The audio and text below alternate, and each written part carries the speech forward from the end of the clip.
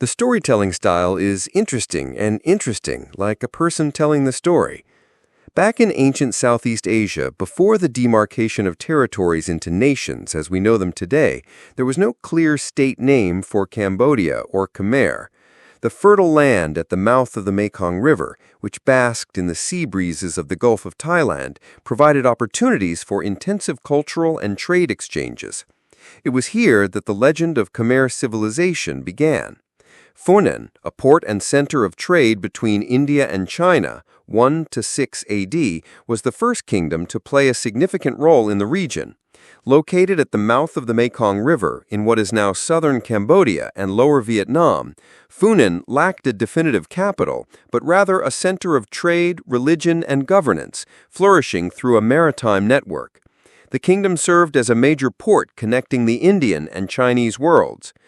Archaeological evidence such as Chinese pottery fragments, Indian copper coins, and bronze artifacts demonstrates that Funan was a significant trading center, not merely a stopover for ships, but also a center for regional and international maritime trade routes.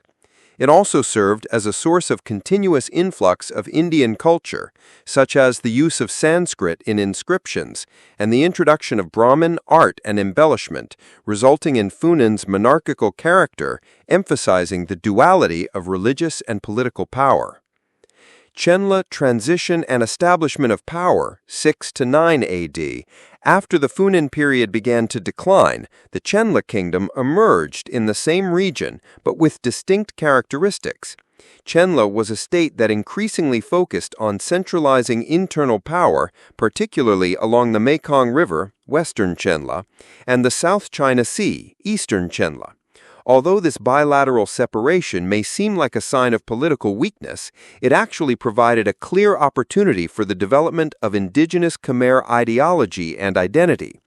Early Khmer inscriptions and the remains of brick temples from the Chenla period symbolize the strengthening of religious and political power.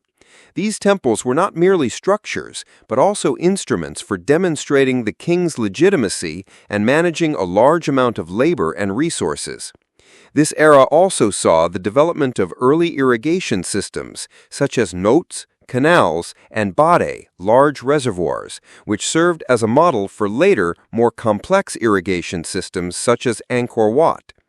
This era laid the foundation for the construction of a major metropolis, nestled in a tropical forest that continues to impress people around the world today.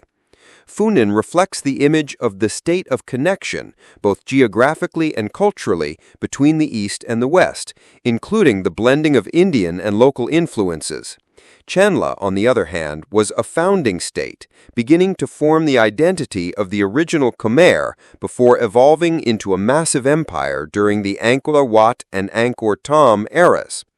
While Chenla may appear geographically and politically fragmented, in a sense, it provided an opportunity for the region to experiment with governance and establish its own identity.